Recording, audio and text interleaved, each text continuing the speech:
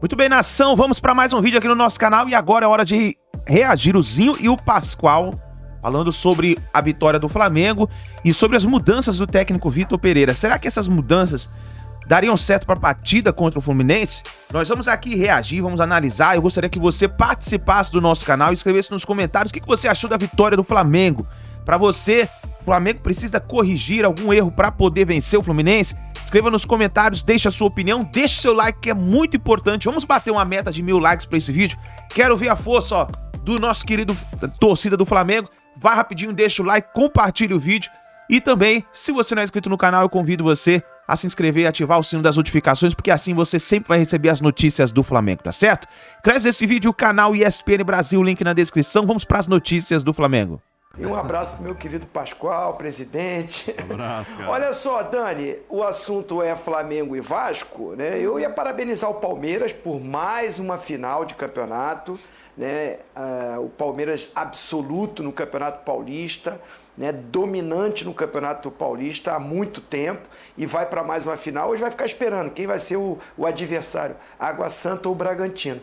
Mas falando de Flamengo e Vasco, não tem jeito, né? Porque, assim, se foi mandado embora um treinador porque o time ganhou, mas não convencia, essas cobranças têm que continuar existindo. Porque o time ganhou, foi para a final, mas ainda não convence. Porque eu vou falar para vocês com toda sinceridade, com todo respeito ao Vitor Pereira, que eu sempre coloco que é um bom treinador, que tem um currículo, respeito máximo ao profissional. Só que ele tá dando um nó na minha cabeça. A cada jogo eu me confundo todo. Ele tá sendo um grande desafio para mim como comentarista de futebol. Enxergar, entender como é taticamente esse time jogando, como é essa formatação. Todo mundo fica falando que agora são três zagueiros. Mas tem hora que ele tira e bota o Thiago Maia para lá. Daqui a pouco ele tinha um lateral direito que a gente achou que não teria e tinha no banco, mas assim mesmo ele começou com Everton Cebolinha pelo lado direito. O Everton Cebolinha de ponta esquerda virou ala esquerdo e agora virou ala direito. E tendo Varela no banco.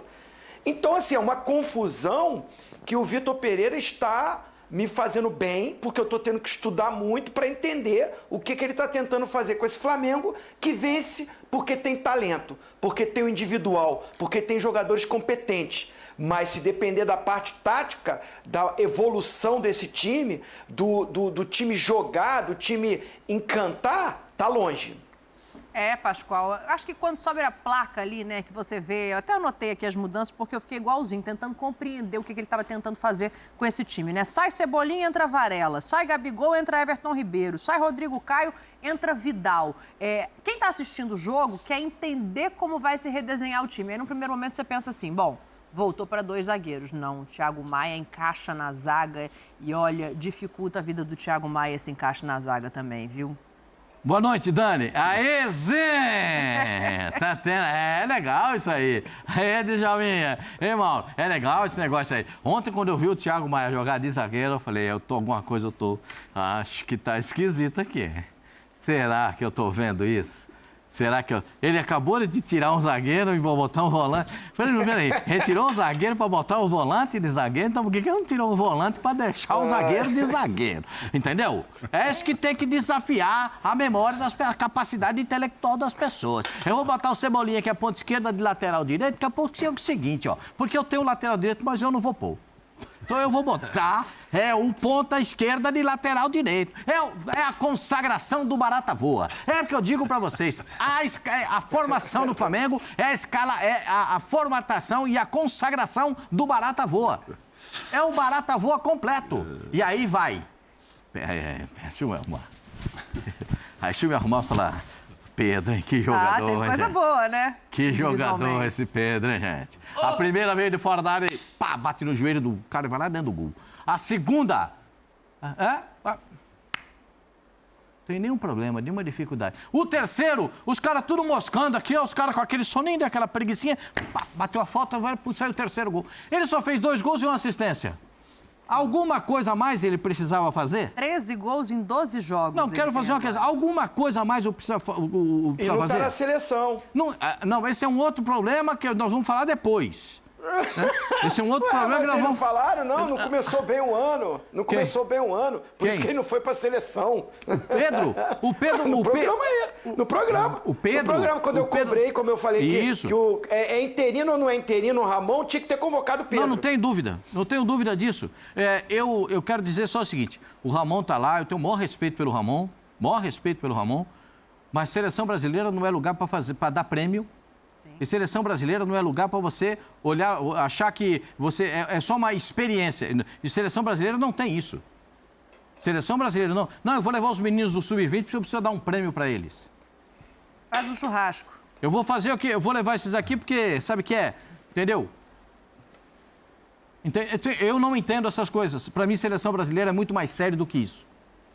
Para mim, seleção brasileira é outro nível. Porque eu acho que a gente tem um nível de exigência maior, um time 5 vezes campeão do mundo. Então, me custa falar isso, mas eu concordo com o Zinho. Agora, só para dizer o seguinte, o que bonito foi ver nesse final de semana foi ver o Fluminense jogar, gente.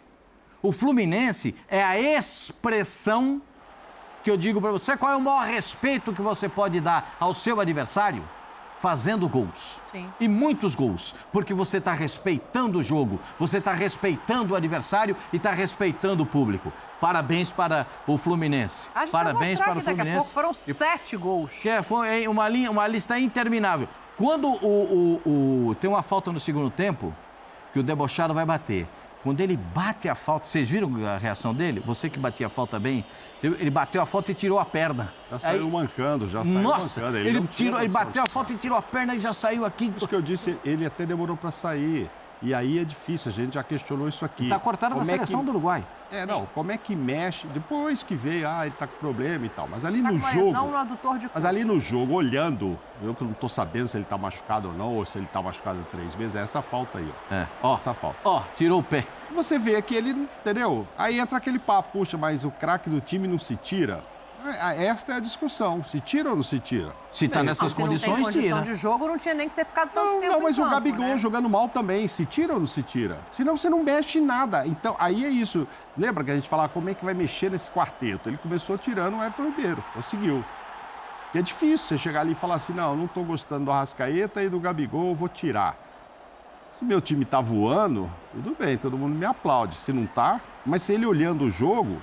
Não que ele fez com isso, eu concordo com o Pascoal, com o Zinho, com a bagunça que ele está fazendo, o jeito, não tem um estilo ainda para a gente falar, tirou isso para fazer isso e tal. Está muito sem estilo ainda, agora tem 2 semanas.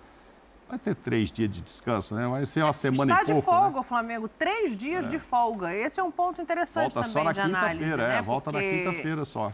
Não sei, eu posso estar enganada, tem aqui 2 ex-jogadores, vocês cobriram o futebol que eu tenho de vida, mas assim, eu entendo que um time que não está encaixado, que precisa fazer um desenho, que tem uma final pela frente e que não vai ter esse tempo em outros momentos, talvez pudesse usá-lo melhor em vez de dar 3 dias de folga, que desse 1 e voltasse a treinar? Ou é exagero, Djalma? Dava para realmente dar essa folga e treinar os outros 10? Bom, Dani, aí é uma questão do planejamento ali interno, né? Não sei se isso estava programado antes do resultado. Se tivesse programado antes do resultado, ok, eu falei, independente se classificar ou não para a final, vai ter 3 dias de folga, porque o time está precisando. De repente, mesmo sendo início de temporada, o grupo pode estar sobrecarregado. Aí, saber da programação anterior. Mas, concordo, estamos falando de início de temporada. O normal é a equipe não estar desgastada, pelo contrário. Se não classifica, Djalma, devia estar programada, porque se não classifica, também ia ficar um tempão sem jogar agora. Mais ainda, né? Mais tempo, só ia jogar lá na frente em abril também. Mas aí a situação ia ser outra, né? Esses 3 dias, se não classifica, a situação talvez podia chegada ser do novo técnico para ter mais tempo, não, mas aí não sei o que ia acontecer. Mas eu acho que mas independente da folga, Dani, esse time do Flamengo, ele precisa de muito treinamento, porque com a formação que vem jogando, não tem entrosamento nenhum. A verdade é essa, eu não vi o Flamengo jogar nenhum jogo depois que colocou os 3 zagueiros jogar bem e ser superior ao adversário. Não vi nenhum jogo. E antes, que não obteve resultado, os jogos que o Flamengo jogou com aquela mesma formação, o Flamengo foi superior. E levou gol no contra-ataque, perdeu os jogos, mas teve uma superioridade no jogo.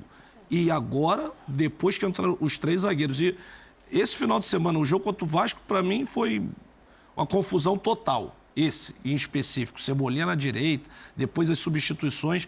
Mas, assim, esse time precisa muito treinamento para que ele tome um formato. Você olha as equipes que já têm um tempo junto, você olha, o Palmeiras joga assim, o Atlético está começando a ganhar um formato, o Internacional, que já joga assim, o Flamengo a gente não sabe. O Vasco, que agora mudou o treinador, mesmo e o Fluminense, a gente já sabe de qual é salteado o seu estilo de jogo, o Flamengo não tem. O Flamengo não tem, precisa encontrar, porque não vejo... o Zinho ainda está estudando, eu não estou nem estudando para não ficar louco. Então eu estou olhando ali e não estou conseguindo entender, sinceramente. Vamos fazer o seguinte, vamos colocar o Vitor Pereira. Ele deu uma entrevista coletiva que durou pouquíssimo ontem, né? Eu e o Mauro, a gente estava aqui no Linha de Passe, durou uns 6 minutos. Foram 3, 4 perguntas na entrevista coletiva, mas ele fala do Pedro... Uma animação, e a cara dele? Vamos ver agora a cara dele aí, que ele fala do Pedro e do Cebolinha. Fala aí, VP, para a gente tentar te entender. Naturalmente, o Varela tem mais na posição, é um jogador que tem muito mais trabalho na posição, é uma posição muito mais natural para o Varela. O Cebolinha, naturalmente, sente-se mais à vontade do lado esquerdo. Por sentirmos, por o Varela vir de uma lesão, também tivemos algum cuidado, e por facto do Cebolinha também estar num bom momento de forma, consideramos que melhor começar com ele do lado direito. No entanto, o Vasco forçou muito aquele corredor, ele estava a ter algumas dificuldades compreensíveis, e nós achamos que teríamos que pôr o Varela, que está mais habituado ao corredor. O Pedro é um jogador que faz golos, é um atacante de referência, portanto muito importante para nós.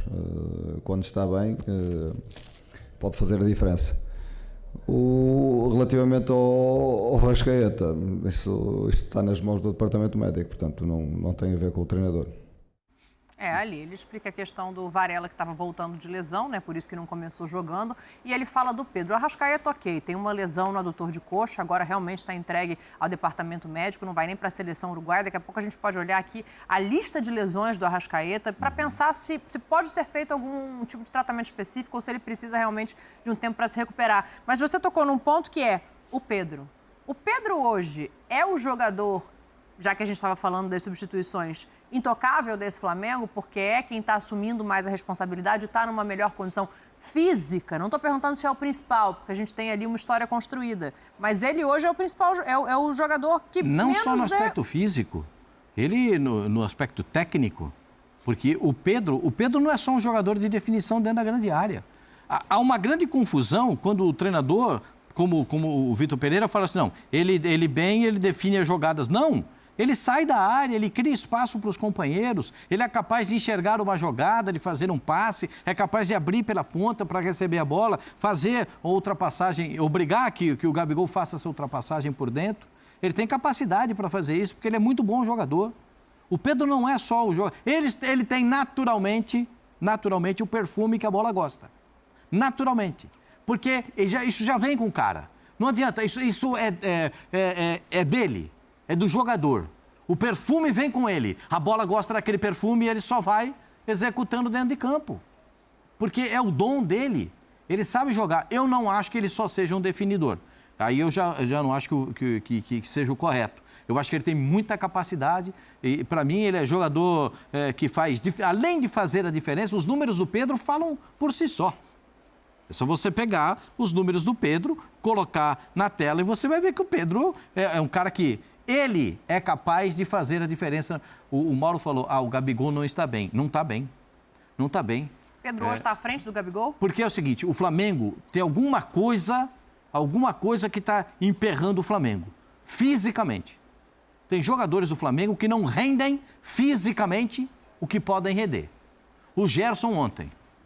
O Gerson parecia que ele jogou com um saco de cimento nas costas. O tempo todo. Ele chegou atrasado, errou passe. O Gerson não é o Gerson. Aí eu acho que a minha convicção de que o Gerson, bem fisicamente, ele faz toda a diferença, porque tecnicamente é brilhante. Como o Pedro. O Pedro está melhor fisicamente do que os outros e ele consegue fazer a diferença. No ano Porque passado, aí quem venceu o jogo, o Zinho tem toda a razão, aí quem venceu o jogo é o individual, a categoria do jogador. Desculpa, mano. Não. No ano passado, eu achava que se o Pedro não tivesse tido o problema da Olimpíada, etc., o Pedro já era candidato a ser titular na Copa do Catar. Ele ia disputar ali o Richarlison, todo mundo. Da semana passada, quando a gente discutiu essa história, o Ramon não o chamou e tal, premiou o Vitor Roque e tal, eu vou ter que repetir que, na minha opinião, o Pedro é o principal candidato a ser titular como centroavante quando vier o técnico, que é o técnico mesmo, vamos ver quem será. É o Pedro ainda. Ele tem concorrentes? Tem. Se Vitor Roque vai crescer, nós pensando em uma Copa que ainda tem 4 anos, tem muita água para rolar. O próprio Richarlison, que hoje seria o cara ali, até machucou, não vai nessa, é um concorrente, mas o Pedro tem todas as características para ser o titular. E a gente via isso no ano passado, dizendo assim, o Gabigol tem pouca chance de ir para a Copa pela função que está exercendo e tal. Até depois que ele começou a sair e ajudar o Pedro ainda a fazer mais gols e tal, até cresceu um pouco a chance do Gabigol, de repente, ser chamado pelo Tite, mas não aconteceu. Foi o Pedro, mas aí ele já tinha o Richarlison ali e tal, e o Pedro não teve tanta chance de jogar com o Tite para convencê-lo já para ser titular. Para o futuro, é ele. Hoje ele é fundamental nesse time aí. Ele é fundamental. A história do Gabigol, lógico, ninguém vai questionar os gols históricos que ele já fez nesse período que está no Flamengo, a importância dele. Mas o momento, agora, jogando. Eu até dou uma desculpa, eu vi todo mundo comentando que o Gabigol... Não é uma desculpa, uma justificativa. O Gabigol perdeu, a única chance que ele teve, ele perdeu e foi de pé esquerdo. Eu achei que a bola ficou muito perto do pé. Se a bola está 20 centímetros para ele chutar aquela bola, talvez ele fizesse o gol ainda no primeiro tempo. Mas a jogada é talvez a única boa jogada do Flamengo no primeiro tempo de coletivo. Começa no menino que está muito bem, né? Acabou sendo premiado o Ayrton Lucas com um gol no final. Começa com ele, passa pelo Arrascaeta, vai no Pedro, o Pedro toca para o Gabigol, mas me parece que o Gabigol estava esperando ela um pouquinho para frente e tal, ela já vem, ele sai chutando assim, tá vendo? Perdeu um gol e tal. A fase não está boa, que perdeu um gol. Aquela bola, talvez, meio metro para frente, ele se posicionasse. Aí, acho que foi ontem no programa, alguém justificou, e talvez com razão. Mas se ele estivesse bem, ele não chutaria de primeira. Ele dava um tapinha, ajeitava para direita, o André que falou, ajeitava para direita. E tocava no canto e tal. E sim, é fase. Mas jogador importante, tem saído, não tem reclamado, tem colaborado, fica lá na beira do campo. Ele está fechado ali com o VP, o Gabigol também, mesmo saindo. É curioso, né? Ozinho, você que está tentando entender esse trabalho do Vitor Pereira, acho que a torcida do Flamengo também, né? Acaba que o ponto positivo é o que o Mauro destacou aqui no começo. Matheus França entra bem. O Varela, quando entra, apesar de estar voltando de lesão, ele faz melhor do que o Cebolinha a função, que para mim é até uma injustiça com o Cebolinha a gente fazer essa comparação, porque não é a posição dele, né? Mas assim, então dentro do que a gente está vendo de rendimento, ele mexeu até com alguma coerência. Deixou o Pedro em campo e tirou o Gabigol, que não estava rendendo tanto, e o Arrascaeta, que tinha uma lesão.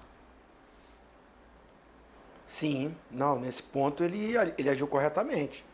Né? O que eu questiono é a escolha dele para o elenco que ele tem, os jogadores que ele tem em mãos. Esse elenco, ele pode fazer um esquema tático sem ser com 3 zagueiros. Eu, particularmente, não gosto.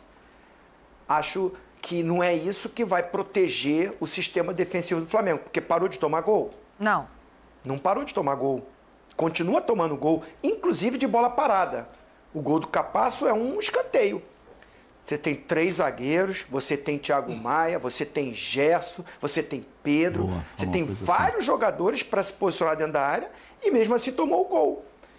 Então, assim, parte daí. A minha análise é de que eu acho que o Flamengo tem em mãos um elenco que ele não precisa jogar com 3 zagueiros, que isso vai fazer parou de tomar gol? O sistema está sólido? Está o sistema do Palmeiras, que é ruim de alguém fazer gol no Palmeiras? É difícil o Palmeiras tomar gol? E o Palmeiras joga com 2 zagueiros, a melhor dupla de zaga do Brasil hoje, Murilo e Gustavo Gomes. A minha opinião é essa também. E eu não vejo essa coisa assim, tem que botar o 3º zagueiro, eu tenho que botar mais volante. É a mesma coisa assim, tem que fazer gol, aí você entope de atacante lá na frente. Não quer dizer que você vai fazer gol, vai ficar uma bagunça, vai ficar sem espaço, né? O que precisa é treinar o time, é organizar o time, é encontrar o posicionamento melhor que se encaixa a qualidade que o atleta tem. E esse Flamengo sempre teve. Não é à toa que há 5 anos, vou botar 5 anos, disputa todos os títulos e conquista a maioria deles. Então a minha discordância vai por aí.